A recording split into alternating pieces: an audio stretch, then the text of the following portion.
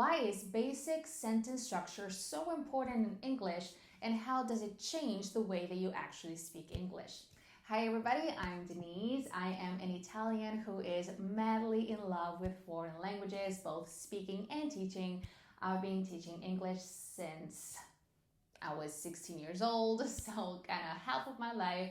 I'm so passionate about this. So in this video, I'm gonna tell you why basic sentence structure, like it's literally, I think, the most important thing when it comes to grammar, way before learning about past tenses and articles and this and that. In fact, it's literally like a grammar section of unit 1 of my course, because if you say, I like ice cream, or if you say, once upon a time I was walking through the forest when I bumped into a cat, basically they're very different sentences, but the sentence structure, the basic sentence structure is the same. So I believe that once you get this right, once you create good foundations, then you can basically say whatever you like in English, or at least again, you can build a very good foundation so that you can make more complicated sentences, more advanced sentences, let's say.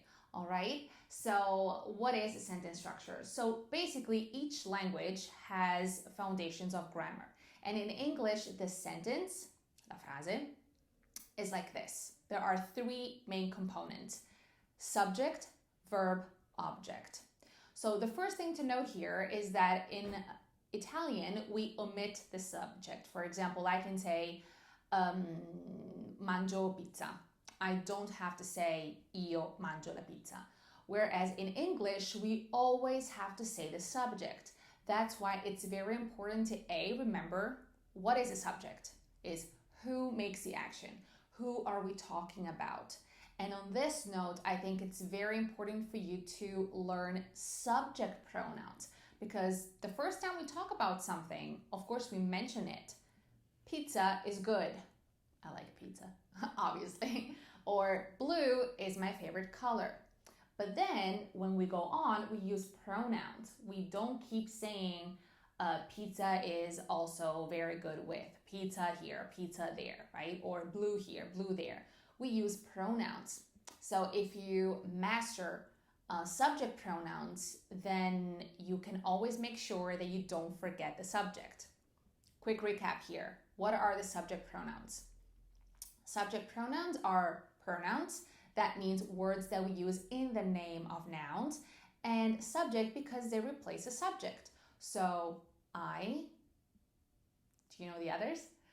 You, he, she, it, we, you, they. Little tip here on pronunciation. Remember, as Italians, I know that we tend to make the same mistakes. So it's I, not I, but I, you, he, not e, but he. You have to hear the H. He, she, it, non eat, quello è mangiare, that is eat, right? So it's it. This is a very difficult sound, the most difficult one probably, so we're gonna get back to this. But for now, just it. We, you, they. Okay? So subject always has to be there. Noun or subject pronoun. Now, the second part, the crucial part, the core of a sentence is the verb, so the action. What do we want to convey with this sentence? I like, I eat, she speaks, they talk. And of course, as you may know, there are different verb tenses in English. Present simple, present perfect, past continuous, blah, blah, blah, blah, blah. But just make sure that you say the verb. Sometimes I hear students say, I happy, or I going to school, right? But going itself is not a verb in this case. So I had to say, I am going, right? So always remember the verb, the action. That's the core of the sentence. Then, very important part in English is the object. So the object is who receives the action. And sounds pretty easy, right? So I like ice cream. She likes blue. Sounds easy, right? But what is the problem here? That most times my students say, I like very much English. Thank you. So the point is, we can't say I like very much English. Why? And this introduces the topic. So it's not just about having an object, it's the order of the object. Sometimes you have one object, I like English. Sometimes you have 2, 3, 4, 5 objects in one sentence, even though in English we tend to have short sentences. But still, which one comes first? You know, do you say I like English very much or I like very much English? Two subjects. Which comes first? So again, this is a separate topic. It's very, very complicated. But just for now, remember, this is the general rule. Which is more relevant to the verb? So I like what? English. And then how much? Very much. I eat, I want to say pizza, but I'm going to have to think of something else. So I eat muffins, okay, for breakfast. So first of all, what do you eat? Muffins is the most relevant object to eat, right? And then when, and then why, and then with who, okay? So the general rule, again, for which object comes first is the one that has the closest relationship to the verb. So you like what? You eat what? You dislike what? For example, if you had to say, mi piace guardare film alla sera, how would you say that? You can pause if you need to think about it. Otherwise, I like to watch movies at night. Here we have 3 objects. It's even more complicated. So let's take a close look at this sentence. Subject, I. Verb, like. What do you like?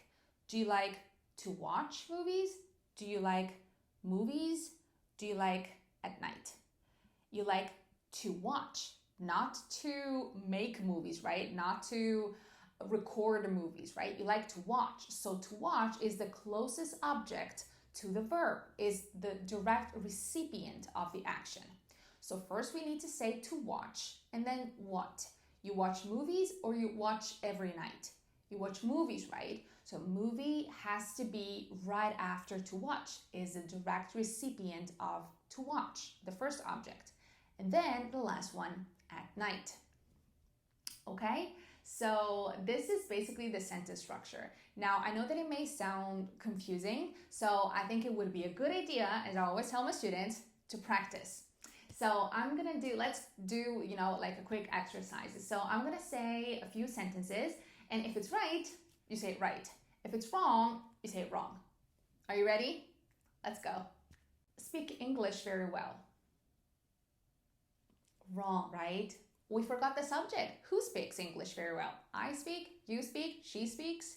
So I speak English very well is the correct sentence. 2, I going to work. It's wrong, right? Because present continuous, the action is sto andando, non è solo andando, ma è sto andando. I am going to work.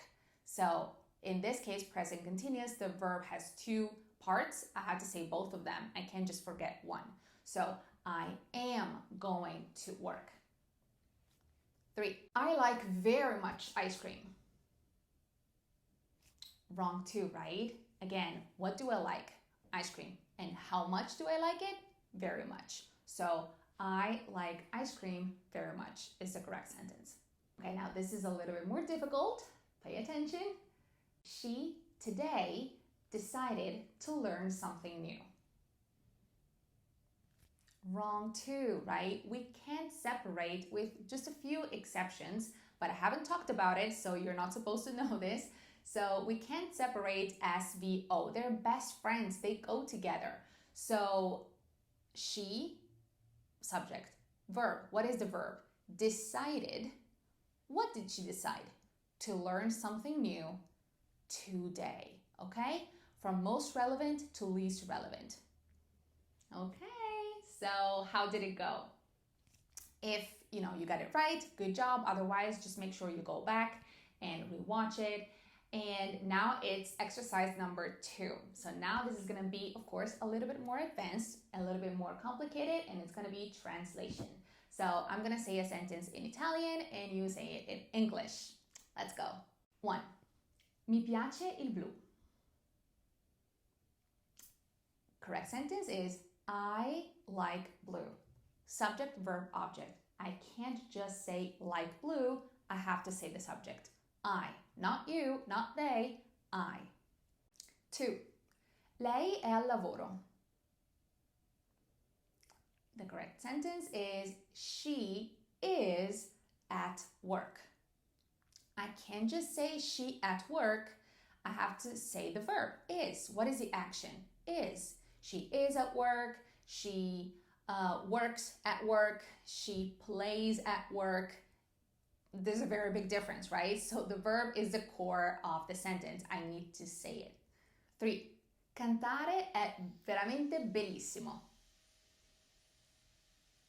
The correct sentence is singing is very awesome or is really beautiful. Of course, there are different ways that we can say the same thing, but the point is subject, singing, verb is, and then the object, very beautiful, so awesome, blah, blah, blah. 4. Faccio tanti errori in inglese, ma sto migliorando. Correct sentence is I make a lot of mistakes in English. Why? Because what you make is not in English, is mistakes, right? So first I have to say mistakes and then I have to say in English. So I make a lot of mistakes in English, but 2 sentences in one, I am improving or I'm improving. All right? So I think we're done for today. What do you think? So if you have any questions or doubts, please feel free to leave them below. And I would say that's it for me. I hope you have a good day. See you next time. Bye.